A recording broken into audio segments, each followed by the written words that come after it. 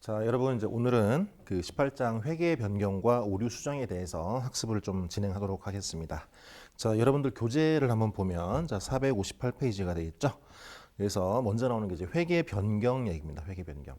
도대체 회계 변경이 뭐냐? 회계 변경. 한번 읽어 보면 458페이지입니다. 회계 변경이란 새로운 사실의 발생 또는 기업이 처한 경제적, 사회적 환경의 변화 등에 따라서 기존에 적용해오던 회계 처리 방법이 기업의 재무 상태나 경영 성과를 적정하게 표시하지 못할 경우 새로운 회계 처리 방법으로 변경하는 것을 말한다. 즉 회계 처리 방법의 변경을 우리가 줄여서 회계 변경이라고 얘기를 하죠. 그 다음 줄에 보면은 회계 변경의 유형은 크게 두 가지가 있는데 하나는 회계 정책의 변경이 있고요. 또 하나는 회계 추정의 변경으로 구분이 된다라는 거예요. 그래서 회계 변경에는 회계 정책의 변경하고 회계 추정의 변경 두 가지가 존재한다라는 것을 알 수 있어요. 자, 그리고 회계 변경과 관련해서 주의할 게 우리가 이제 회계 이론적인 관점에서 자, 우리 회계 이론에서 회계의 목적은 뭐라 그랬죠? 정보 이용자들의 경제적 의사결정에 유용한 정보를 제공하는 것이 우리 재무회계의 목적이라고 얘기를 했었죠. 그죠? 그 중에서 이제 회계 변경이라는 거는 목적 적합성을 어떤 상황의 그 변경이라든지 새로운 사실의 발견에 따라서 목적 적합성을 높일 수 있는 방법을 찾아서 회계 처리 방법을 바꿔주는 것을 얘기하는데 회계 처리 방법을 바꾼다는 것은 과거에 적용하던 방식을 다른 방법으로 변경하는 것이기 때문에 어떻게 돼요? 기간별 비교 가능성은 다소 훼손될 여지가 있다라는 얘기죠. 목적 적합성은 높일 수 있지만 자, 그래서 이제 회계 변경의 유형이 이제 그 뒤에 나오죠. 그죠? 그래서 아까 회계 변경은 모두 얘기했듯이 그 회계 정책의 변경하고 회계 추정의 변경 두 가지가 있어요. 첫 번째로 나오는 게 회계 정책의 변경이죠. 그죠? 그래서 회계 정책의 변경은 뭐냐라고 돼 있는데 자, 그럼 회계 정책은 뭐냐? 그 문장이 나오죠. 그죠? 거기 보면 기업이 재무제표를 작성 표시하기 위해서 적용하는 구체적인 원칙이나 근거, 그다음에 실무 관행 뭐 이런 것들을 회계 정책이라고 얘기하는데 회계 정책 변경은 뭐다? 이런 재무제표의 작성과 보고에 있어서 적용하던 기존의 회계 정책, 아까 원칙이라든지 근거라든지 뭐 실무 관행이라든지 이런 것들을 다른 정책으로 바꾸는 것을 말한다라는 거예요. 그리고 또 회계 정책의 변경은 뭐냐면 기업회계 기준, 즉 우리나라에서는 한국채택 국제회계 기준이죠, 그죠? 한국채택 국제회계 기준에서 허용하는 정책에서 한국채택 기준에서 인정하는 또 다른 회계 정책으로 변경하는 것을 말한다. 자, 이거 주의를 해야 돼요. 자, 우리가 오늘 배울 이제 그 덩어리들을 크게 두 덩어리로 한번 구분을 해볼게요. 그래서 하나는 회계 변경이에요. 회계 변경. 회계 변경. 그리고 두 번째 테마가 뭐냐면 오류 수정이에요. 오류 수정. 자, 그러면 이 회계 변경과 오류 수정을 구분하는 가장 큰 특징이 뭐냐 하면 자, 회계 변경은 기존의 갭에서 일반적으로 인정된 회계 원칙에서 인정되던 방식에서 일반적으로 인정된 회계 원칙 갭에서 인정하는 방식으로 바꾸는 것. 그걸 바로 우리가 회계 변경이라고 얘기를 해요. 그에 반해서 오류 수정은 뭐냐면 갭에서 인정되지 않던 방식, 즉 오류죠. 오류. 기준을 위배한 거니까 오류예요. 얘를 올바르게 갭에서 인정하는 방식으로 바꾸어 주는 것을 오류 수정이라고 얘기를 해요. 그래서 항상 주의할 게 회계 변경은 갭에서 인정되는 방식 내에서의 변경을 얘기를 하는 거예요. 뒤에서 설명하겠지만 예를 들어서 재고자산의 단가 산출 방법을 선입선출법에서 이동평균법으로 바꿨다. 이런 것들이 대표적인 예가 되겠죠. 그죠? 자, 그 다음에 자, 요거는 회계 변경과 오류 수정의 개념에 대해서 얘기를 한 거고요.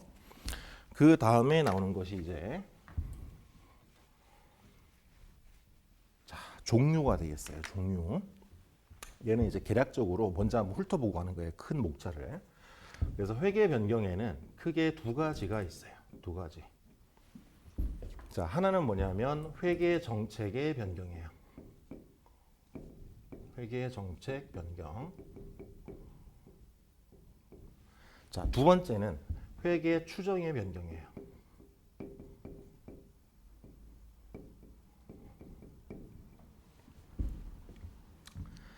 자, 그리고 오류 수정은 미리 좀 얘기를 해보면, 첫 번째는 재무상태표 안에서만 영향을 미치는 BS만 영향을 미치는 오류가 있고요. 예를 들어서 재무상태표에 자산끼리의 분류가 잘못됐다거나, 예를 들어서 매출채권을 미수금으로 분류했다든가 뭐 이런 것들이죠.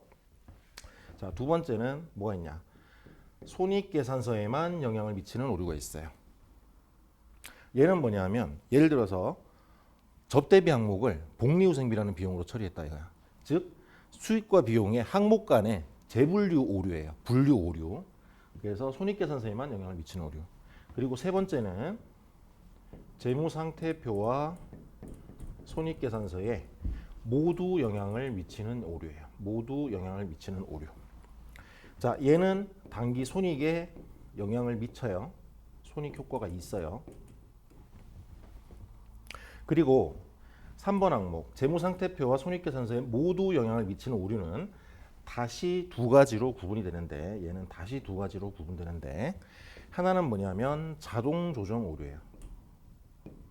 자동 조정 오류. 또 다른 하나는 비자동 조정 오류예요. 자동 조정 오류라고 하는 것은 회계 기간이 경과하면서 자연스럽게 그 오류가 해소되는 것들을 얘기하는 거죠. 예를 들어서 회사가 보험료를 지출하면서 1년치를 선급했는데 올해 귀속될 부분은 6개월치예요. 그럼 원칙적으로는 기말 결산을 할 때 선급 보험료라는 거를 계산을 하고 보험료는 6개월치만 인식을 해야 되죠. 그죠? 근데 회사가 그런 오류를 발견을 못했어요. 못하고 회계 기간을 넘겼고 그 넘어간 회계 기간에서도 그 오류를 발견하지 못했어. 그러면 그 보험료라는 거는 그 보험 기간이 1년이잖아요. 그죠? 두 회계 기간에 걸쳐서 그 보험 기간이 다 끝났기 때문에 2000년도 말 장부가 마감된 후에는 그 오류가 더 이상 존재하지 않는 거죠. 그죠? 오류가 없는 거기 때문에 자동적으로 오류가 조정이 돼요. 그 반면에 자동적으로 오류가 조정되지 않는 경우도 있어요. 요거는 자세한 거는 이제 뒤에 가서 설명을 할게요. 그래서 우리가 오늘 공부할 내용이 큰 틀에서 보면 요 항목이다라는 거를 좀 알고 있어야 되겠어요. 계속 한번 교재를 살펴보면 458페이지에 제일 하단에 나와 있는데, 자, 회계 정책 변경의 예가 나오죠. 예. 그래서 첫 번째 나오는 게 뭐냐? 재고 자산의 원가 흐름에 대한 가정의 변경이에요. 예를 들어서 선입선출법에서 이동평균법으로 변경을 했다. 얘는 대표적인 회계 정책의 변경이죠. 근데 여러분들 주의할 거는, 자, 재고 자산의 원가 흐름에 대한 가정을 얘기했을 때 회계 기준에서 허용되지 않는 방법이 있었죠. 뭐였죠? 후입선출법이 있었어요. 후입선출법. 예를 들어서 만약에 회사가 재고 자산에 대한 원가 흐름에 대한 가정으로 후입선출법을 적용하다가 얘를 선입선출법으로 바꿨다. 얘는 회계 변경이 아니에요. 왜냐하면 후입선출, 아까 얘기했죠. 회계 변경은 갭에서 인정되는 방법에서 갭에서 인정되는 방식으로 바꾸는 거죠. 근데 후입선출법은 갭에서 허용되지가 않았죠. 그죠? 갭에서 허용되지 않는 방법이기 때문에 오류라는 얘기죠. 오류를 바로잡는 거기 때문에 오류 수정에 해당이 돼요. 그래서 주의를 해야 되고, 여러분들 시험에도 가끔씩 나와요. 그래서 비교해서 참고하시고, 자, 두 번째, 유형자산과 무형자산의 측정 기준을 바꾸는 것. 예를 들어서 우리가 유형자산에 대해서 원가 모형을 적용하던 회사가 얘를 재평가 모형으로 바꾸겠다. 그러면 대표적인 회계 정책의 변경이 되는 거죠. 그다음에 세 번째, 투자부동산의 측정 기준도 마찬가지예요.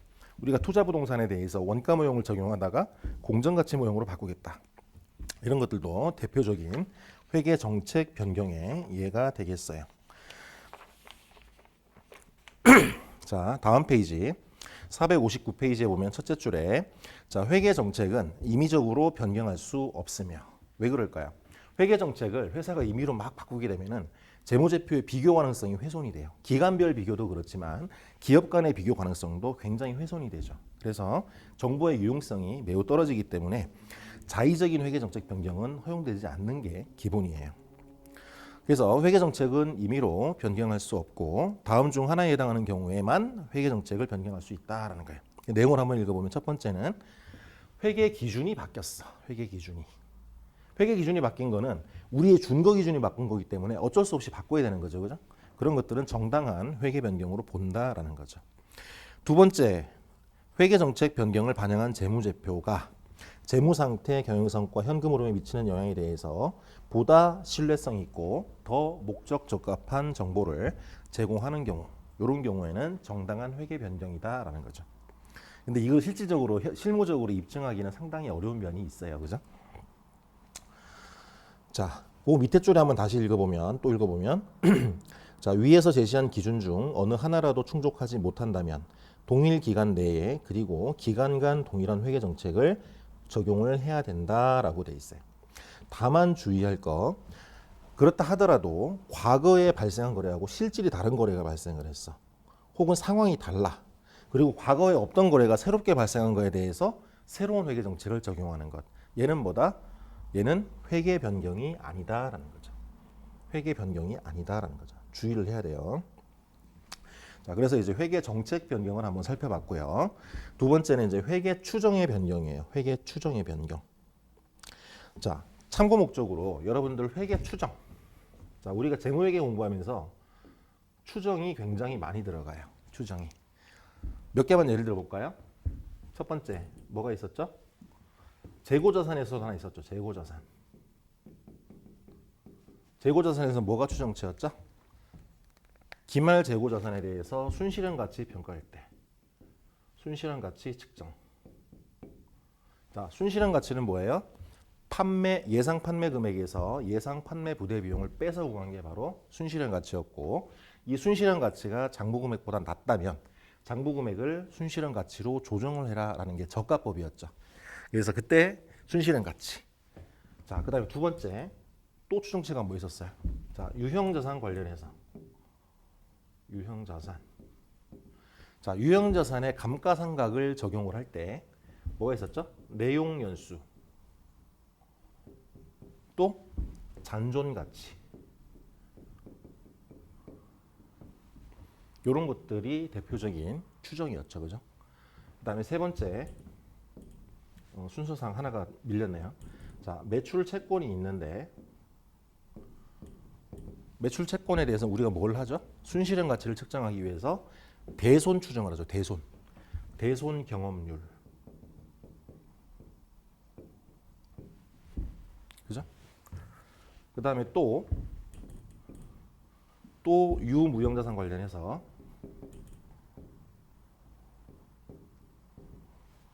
우리가 손상 검사를 하죠. 손상 검사. 자, 손상 검사를 할 때 장부 금액하고 회수 가능 금액을 비교를 해요. 회수 가능 금액. 이때 회수 가능액. 자, 우리가 유형자산 공부할 때 회수 가능 금액을 뭘로 했었죠? 기억나나요, 여러분? 둘 중에 큰 금액이었어요. 둘 중에 큰 금액. 뭐와 뭐 중에? 자, 사용 가치하고 그다음에 순 공정 가치.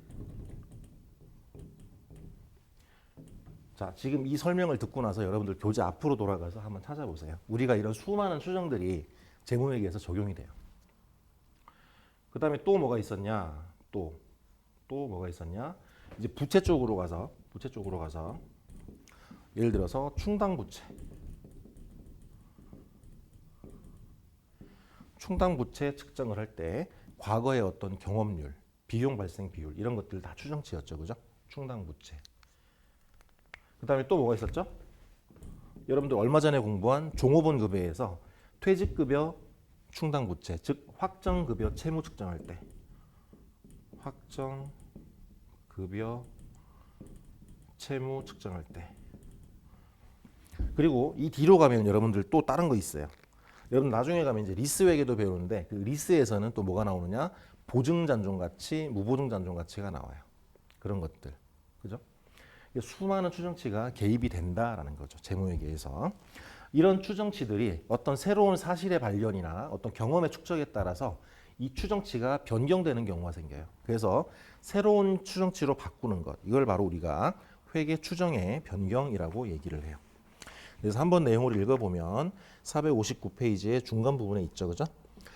자, 회계 추정의 변경이란 자산과 부채의 현재 상태를 평가하거나 자산과 부채와 관련된 예상되는 미래 효익과 의무를 평가한 결과에 따라 자산이나 부채의 장부 금액 또는 기간별 자산의 소비액을 조정하는 것을 말한다라고 되어 있어요. 즉, 회계 추정의 변경은 새로운 정보를 획득하거나 새로운 상황의 전개 등에 따라서 지금까지 사용해오던 회계적 추정치를 바꾸는 것을 말한다라고 되어 있어요. 따라서 오류 수정이 아니다라는 거예요. 오류 수정이 아니다. 그래서 회계 추정 변경의 예로는 쭉 설명해놨죠, 그죠? 유형자산의 내용연수, 감가상각 방법, 잔존가치. 주의할 거. 내용연수, 잔존가치 그리고 감가상각 방법조차도 추정치에 해당이 된다라는 거예요. 그 다음에 수취채권의 대손상각률 변경. 요거죠, 요거. 매출채권의 대손경험률. 그 다음에 재고자산의 진부와 여부에 대한 판단 추정치의 변경. 요거죠. 재고자산의 순실현 가치 측정. 이런 것들을 변경하는 게 대표적으로 회계 추정의 변경에 해당된다.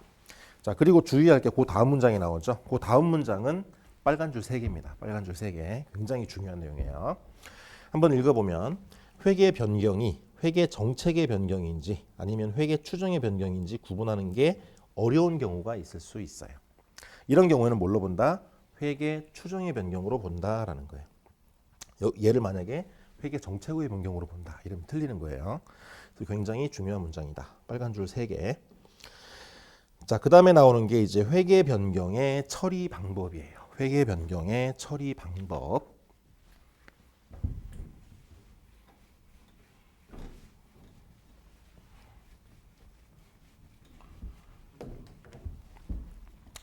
자, 회계 변경의 처리 방법.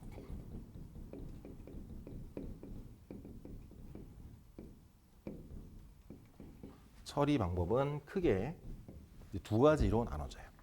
자, 일단 첫 번째는 정책 변경인 경우. 정책 변경인 경우. 얘는 결과만 먼저 얘기를 하면 얘는 어떻게 처리한다? 소급법으로 처리한다라는 거예요. 소급법으로. 얘는 소급법이다라는 거예요. 이 얘기는 뭐냐면 우리가 재무정보를 표시할 때, 재무제표를 표시할 때 당해년도 회계정보하고 그 전년도 회계정보를 비교해서 표시를 하게 되죠. 그죠? 그러면 그 비교 표시되는 그 전년도 회계 재무제표를 제작성을 하는 거예요. 소급해가지고 제작성을 하는 게 바로 소급법이다라는 거죠. 자, 두 번째, 우리가 좀 전에 봤던 회계 추정의 변경. 얘는 어떻게 처리하느냐? 그 변경의 효과가 단기 이후의 회계 기간에만 영향을 미치는, 즉 과거를 묻지 마세요라는 처리 방법이에요. 얘가 바로 전진법이다라고 불러요. 전진법. 그래서 회계 정책의 변경은 소급법이 원칙이고 회계 추정의 변경은 전진법으로 처리하는 게 원칙이에요. 다만 정책 변경은 원칙적으로 소급법을 적용하나 예외가 있어요. 예외가 좀 몇 가지가 있는데 그중에 여러분들이 꼭 기억해야 될 게 뭐냐면 하나가 있어요. 뭐냐면 유형자산 혹은 무형자산에 대해서 아까 측정 기준 얘기했었죠. 원가 모형에서 재평가 모형으로 바꿀 때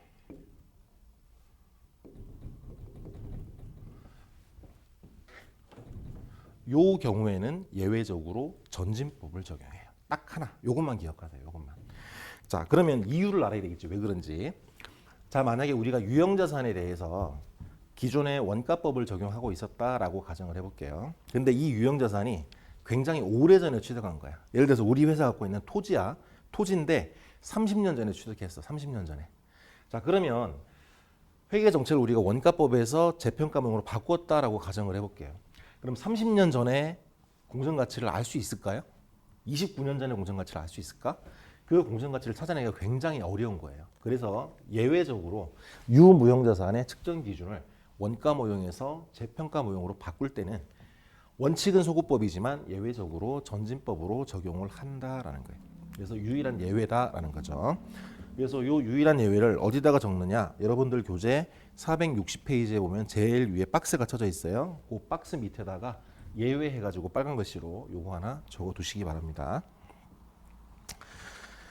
자, 이제 교재로 다시 돌아가서 460페이지예요. 460페이지 제일 상단에 보면은 회계 정책 변경의 처리 방법에 대해서 먼저 설명을 하고 있죠.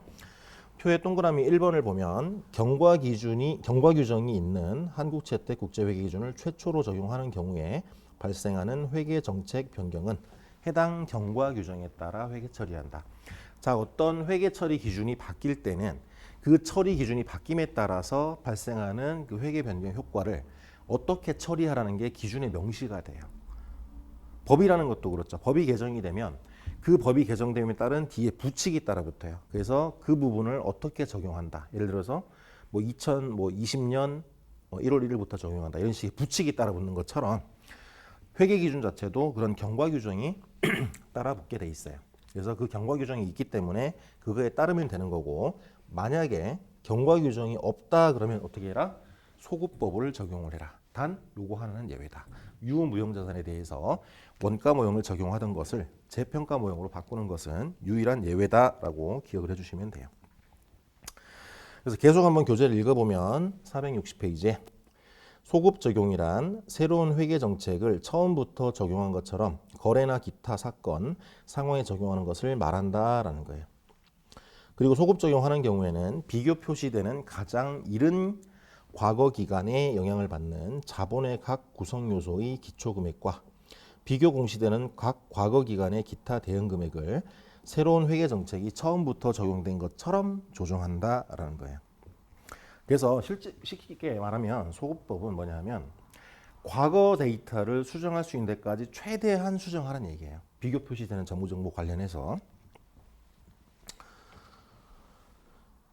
그리고 거기 넷째 줄에 보면 즉 소급 적용이란 새로운 회계 처리 방법을 적용하여 누적 효과를 계산하고 이를 이익잉여금에 가감한 후에 전기의 재무제표를 재작성하는 것을 말한다라는 거예요.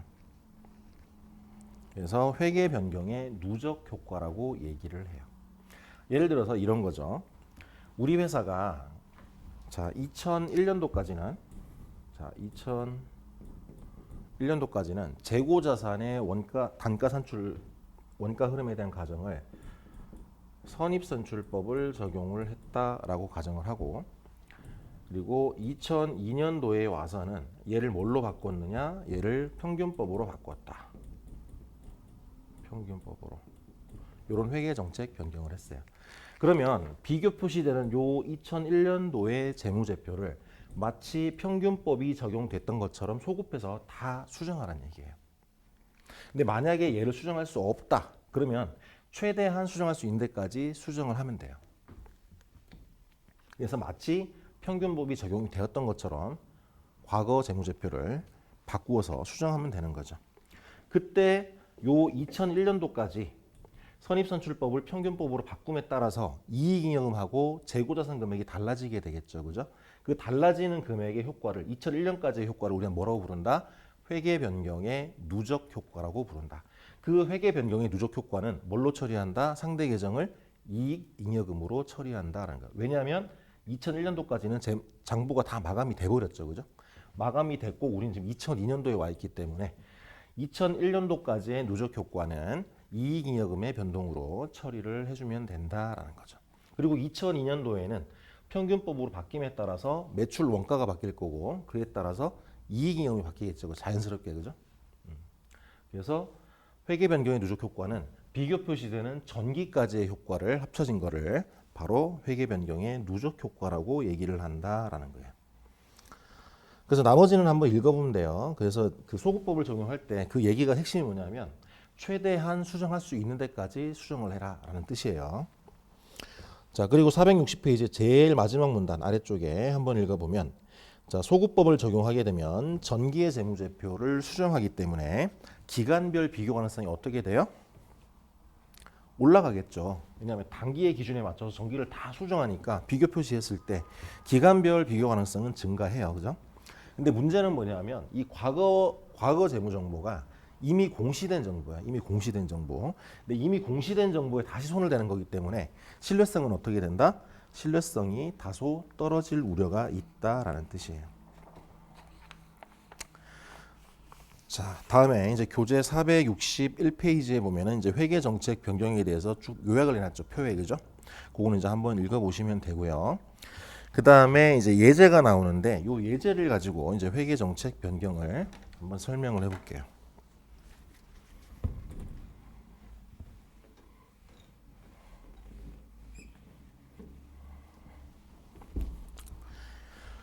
자, 문제를 한번 읽어보면 2001년도에 설립된 3일은 재고자산의 원가 흐름에 대한 가정을 2002년도까지는 선입선출법을 적용을 했으나 2003년부터는 평균법으로 변경을 했대요. 이런 회계정책 변경은 기준에 제시하는 조건을 충족한다. 즉 정당한 회계 변경이다라는 뜻이죠. 그리고 아래 주어진 자료는 2001년부터 2003년까지 선입선출법을 적용한 약식 재무제표다라는 거예요. 그 다음에 포괄손익계산서가 나와 있죠. 그죠? 재무상태표하고 포괄손익계산서가 나타나 있어요. 그리고 462페이지에 보면 자, 3일이 재고자산의 단가 결정 방법을 평균법으로 적용하였다면 매 회계기간 말에 재고자산 금액은 다음과 같다. 얼마? 35,000원, 45,000원, 5만원 이렇게 제시가 돼 있어요. 자, 선입선출법에서는 얼마죠? 재무상태표를 가보면 45,000원, 5만원, 55,000원 이렇게 돼 있죠. 그죠? 그래서 차이가 있다라는 거예요.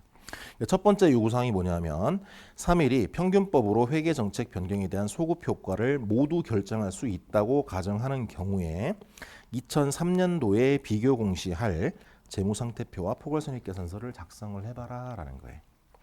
자, 1번은 뭐냐면 우리가 과거 데이터를 모두 다 수정할 수 있다라고 가정을 하는 거죠. 그죠? 가장 기본적인 케이스가 되는 거예요. 자, 그래서 얘를 한번 간단하게 그려야 되는데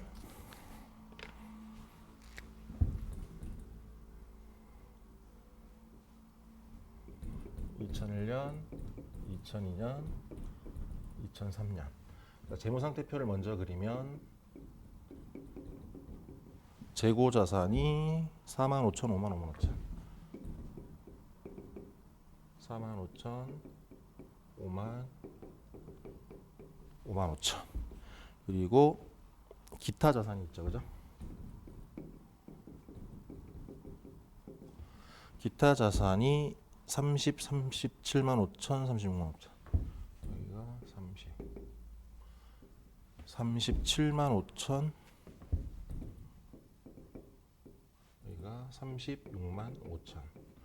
그래서 자산 총계가 여기가 34만 5천.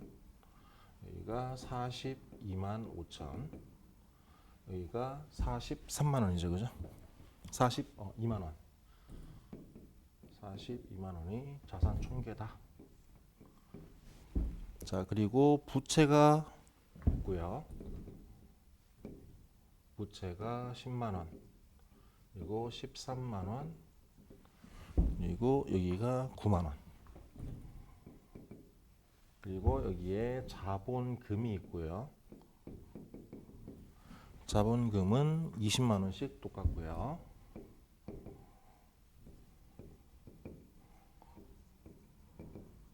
그리고 마지막에 이익잉여금이 나오죠. 이익잉여금. 자, 이익잉여금은 45,000, 95,000. 45,000, 95,000, 13만. 그래서 부채와 자본 총계가 여기가 34만 5천. 여기도 42만 5천. 여기가 42만 원 이렇게 돼 있죠. 자, 그리고 손익계산서를 보면 일단 매출이 32, 38, 40. 32, 38, 40. 그다음에 매출 원가. 자, 매출 원가에 기초 재고, 단기 매입, 그다음에 기말 재고 이게 있죠. 그죠? 그래서 기초 재고는 없고 4만 5천 원이고 그다음에 5만 원이고 그리고 단기 매입액은 23, 26, 28 23만 26만 여기가 28만 그리고 기말 재고액을 봤더니 4만 5천 5만 4만 5천, 5만. 그 다음에 5만 5천. 그래서 매출 원가를 구해봤더니 1차 연도가 18만 5천 원. 여기가 18만 5천 원, 여기가 25만 5천 원. 그 다음에 3차 연도가 27만 5천 원. 이렇게 돼 있죠, 그죠? 그 다음에 여기에 기타 손익이 있는데 기타 손익이 마이너스 9만 7만 5천 9만 마이너스 9만 마이너스 7만 5천 마이너스 9만 해서 이제 당기 순이익이 나오겠죠, 그죠? 여기에 당기 순이익이 나오죠. 그래서 당기 순이익을 봤더니 4만 5천 5만 3만 5천 4만 5천 5만 그 다음에 3만 5천. 자, 요 상태에서 자 지금 요 재무제표는 재고자산의 원가 흐름에 대한 가정으로 선입선출법을 적용했을 때의 금액이에요. 자, 근데 얘를 지금 우리가 뭘로 바꾸고자 한다? 평균법으로 바꾸고자 한다. 그런데 요구사항 이름 뭐다? 과거 재무 정보를 다 수용할 수 있다고 전제를 하는 거죠. 그래서 2001년 말에 재고자산은 평균법에 의하면 얼마가 되느냐? 지금 여기 4만 5천 원 돼 있지만 얼마가 돼요? 거기 표에 보면 3만 5천 원이 돼요. 얘가 3만 5천 원이 돼야 되겠죠. 그죠? 그 다음에 2002년도는 4만 5천 원. 이걸 지울까요? 여기가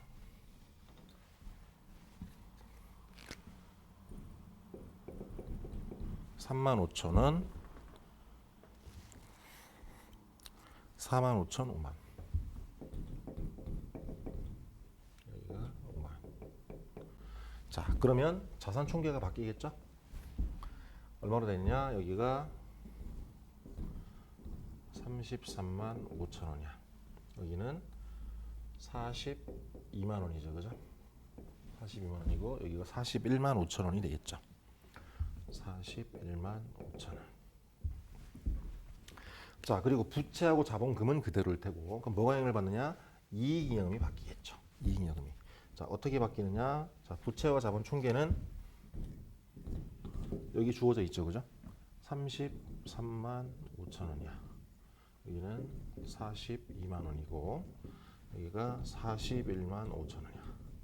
자, 그럼 이익잉여금 금액을 역산할 수 있겠죠, 그죠?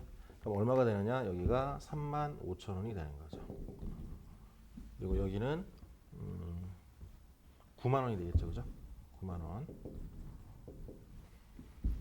그다음에 여기는 12만 5천 원이죠. 12만 5천 원. 12만 5천 원이 된다라는 거죠. 자, 그다음에 여기 손익계산서에서도 요 매출원가 부분을 바꿔줘야 돼요. 그래서 요 기말 재고 금액이 바뀌어야 되겠죠, 그죠? 기말 재고 금액이. 그래서 여기 기말 재고 금액이 여기가 3만 5천 원. 그다음에 여기는 4만 5천 원. 그리고 여기는 5만 원 이렇게 되겠죠. 그러면 매출원가가 바뀌겠죠? 그래서 매출원가 얼마로 바뀌느냐? 23만 원에서 3만 5천 원을 빼니까 19만 5천 원이 되는 거죠. 매출원가가 19만 5천 원. 그러면 당기순이익이 어떻게 된다? 당기순이익이 지금 12만 5천 원에서 9만 원을 빼니까 여기가 3만 5천 원이 되겠죠. 당기순이익. 요 3만 5천 원이 이익잉여금 3만 5천 원이죠. 2001년도에 설립이 됐으니까. 자, 그 다음에 2000년도도 매출원가를 구해보면 여기 기초재고도 바뀌어야 되겠죠, 그죠? 기초재고도 바뀌어야 된다. 요 금액이 그대로 올라간다. 여기에 3만 5천 원. 그리고 요 4만 5천 원이 이때 기초재고가 되죠, 그죠? 4만 5천 원. 그럼 요 매출원가를 계산을 해보면 25만 원이 되죠, 그죠? 25만 원. 그래서 13만 원에서 7만 5천 원을 빼니까 5만 5천 원이 당기순이익이다라는 거죠. 그래서 1차 년도에 35,000원, 2차 년도에 55,000원 두 개 더니까 이익잉여금이 9만 원 돼야 되겠죠? 9만 원. 그죠? 자, 3차 년도 갔더니 28만 원에 27만 5천 원이 매출 원가가 되겠어요. 그러면 12만 5천 원에서 9만 원 빼니까 여기가 3만 5천 원 그대로죠. 그죠? 여기는 그대로 3만 5천 원. 그래서 세 개 년도에 당기 순이익을 다 더했더니 12만 5천 원이 되죠. 그죠? 그 금액이 여기 이익여금에 왔다라는 거예요. 그래서 이렇게 과거 재무 정보를 다 수정을 하는 거예요. 다 수정을 해. 자, 그러면 이제 중요한 게 뭐냐면 이 회계 정책 변경에 따른 회계 처리를 어떻게 하느냐라는 거예요. 회계 처리. 자, 회계 처리는 이렇게 하면 돼요. 지금 공간이 부족한데, 자, 잠깐만 좀 이쪽으로 옮길게요. 자, 회계 처리는 어떻게 하느냐? 자, 일단 회계 변경의 누적 효과를 먼저 분개를 해줘야 돼요. 자, 첫 번째는 누적 효과. 누적 효과는 아까 뭐라 그랬죠? 우리가 회계 변경을 2003년도에 했죠, 그죠? 그러면 우리가 회계 정책 변경 효과가 2002년 말을 기준으로 잘랐을 때 그때까지의 효과를 회계 변경의 누적 효과라고 해요. 누적 효과. 자, 그럼 얘는 어떻게 되느냐? 자, 우리가 2002년 말에 이익을 보면 여기 9만 원이에요. 새로운 회계 정책을 적용했을 때 9만 원이에요. 9만 원. 여기 9만 원. 근데 우리 아까 선입선출법을 적용했을 때 2002년 말에 이익잉여금이 얼마예요? 거기 보면 9만 5천 원이었어요. 9만 5천 원이 9만 원이 된 거야. 이익잉여금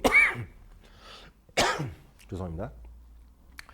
9만 5천 원의 이익잉여금이 9만 원이 됐죠. 이익잉여금이 감소를 했어요.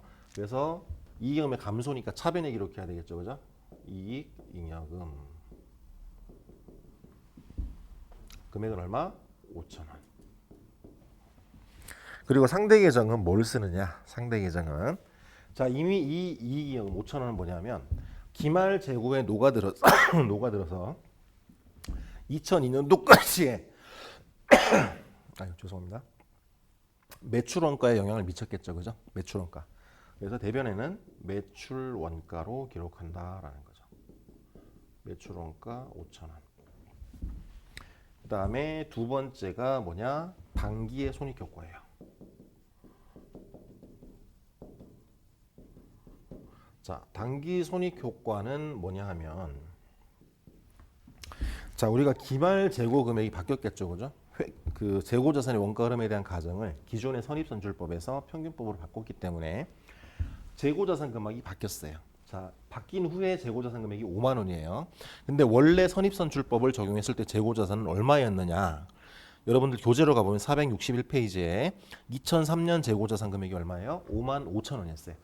5만 5천 원의 재고가 5만 원이 된 거죠. 즉 재고 자산이 감소를 해야 되겠죠, 그죠? 그래서 대변에다가 재고 자산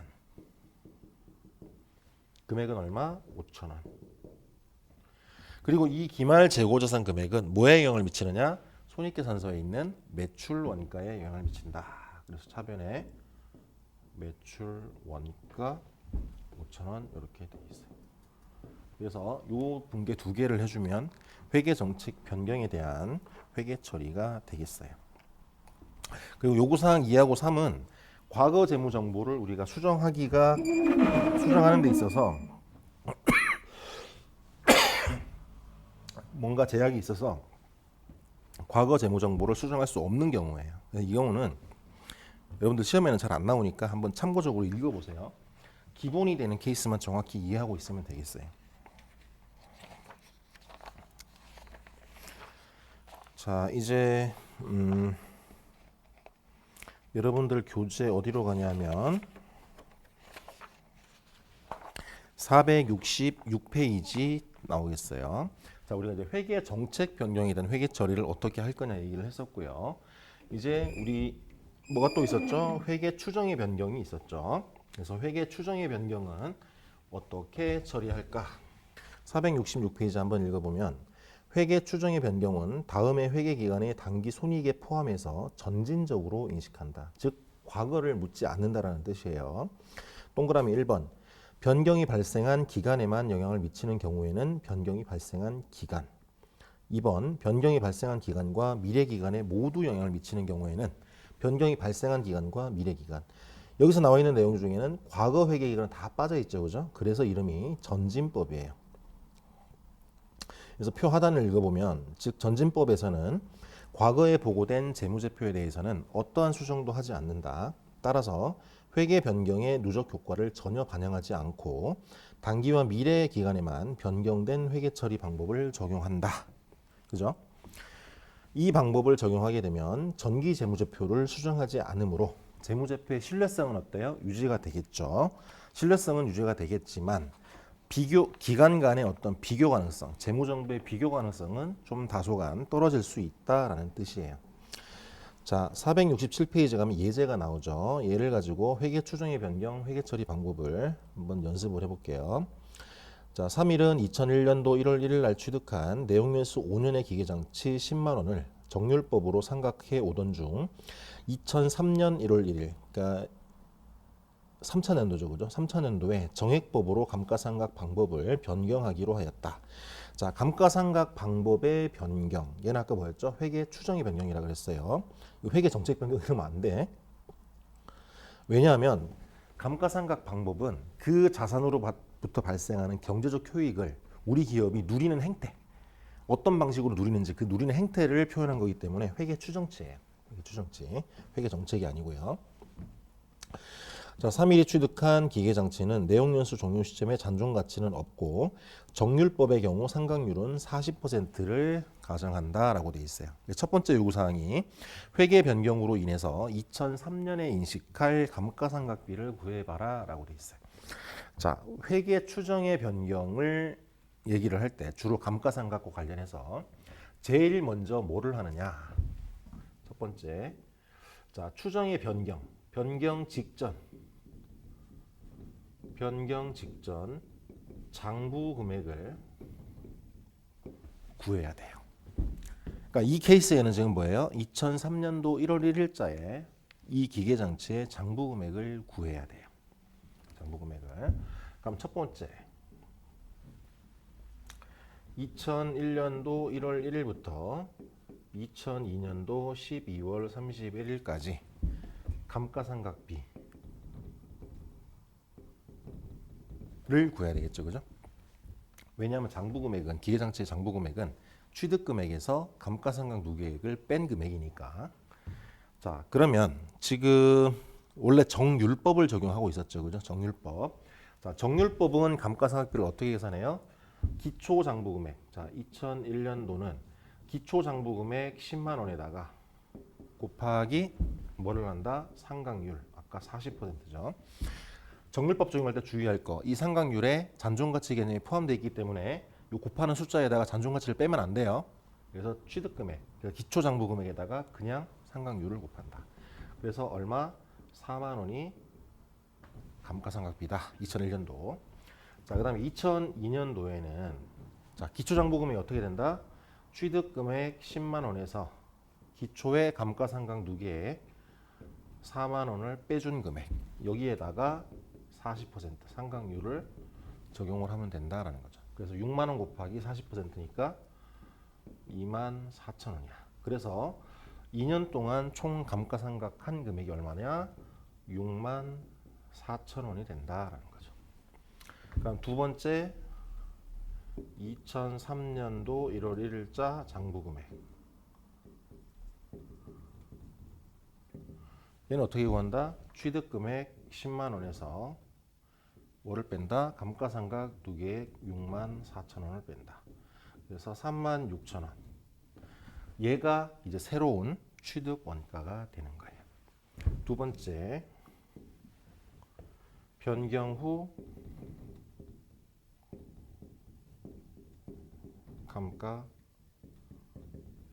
감가상각비가 된다는 거죠. 자, 새로운 감가상각 방법은 뭐다? 정액법이죠, 그죠? 정액법인데 잔존가치는 없다고 했어요. 잔존가치는 없다. 정액법인데. 자, 그러면 정액법에 의한 감가상각비는 취득원가에서 잔존가치를 뺀 금액인데 이 취득원가를 뭘 적느냐? 변경 직전의 장부금액이 취득원가가 돼요. 즉 10만 원이 아니라 3만 6천 원이 새로운 취득원가가 돼요. 그래서 3만 6천 원에서 빼기 잔존가치 0이 되고요. 곱하기, 그러니까 정액법이니까 내용연수분의 1이 되겠죠, 그죠?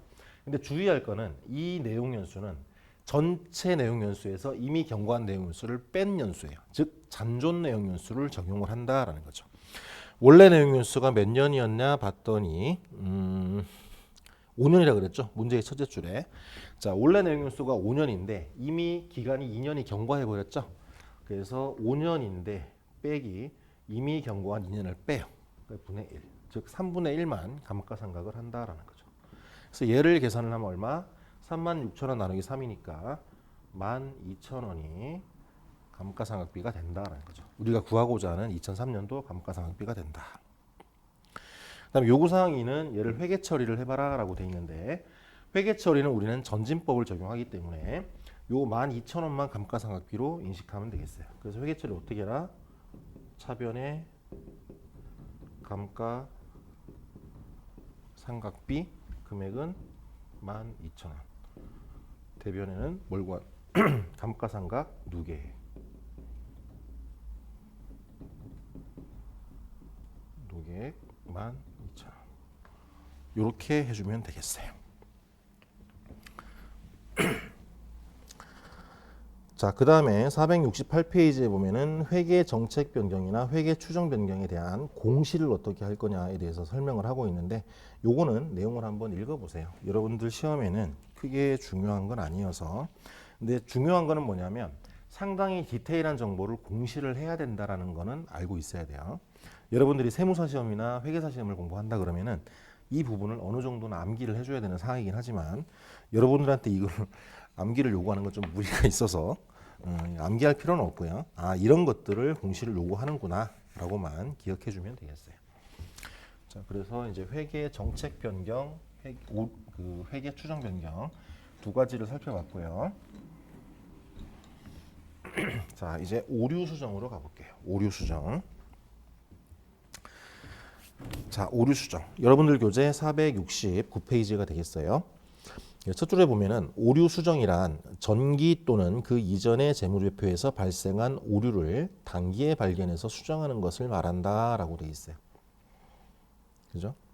즉 갭에서 인정되지 않는 회계 처리 방법, 혹은 어떤 적용상의 오류, 혹은 계산을 하는 과정에서의 오류, 뭐 이런 것들이 여러 가지가 있을 수 있죠, 그죠? 그래서 그 밑에 보면은 오류가 발생하는 원인에 대해서 몇 가지를 쭉 설명을 해놨어요. 첫 번째가 뭐냐면 회계 기준을 잘못 적용하는 경우가 있다. 예를 들어서 발생주의로 수익을 인식해야 되는데 현금주의로 인식했다. 이런 것들 명백한 오류죠, 그죠? 회계 기준을 잘못 적용한 거죠. 그다음에 두 번째는 추정의 오류예요. 추정의 오류. 아까 봤던 그 여러 가지 그 추정 항목들이 있는데 그 추정치를 계산할 때 뭔가 오류가 발생했다라고 돼 있는데, 자, 문제는 이 추정의 오류는 뭐냐면 추정 시점에 어떤 주의를 기울이지 않고 실수로 이렇게 적용하는 걸 얘기하는 거죠.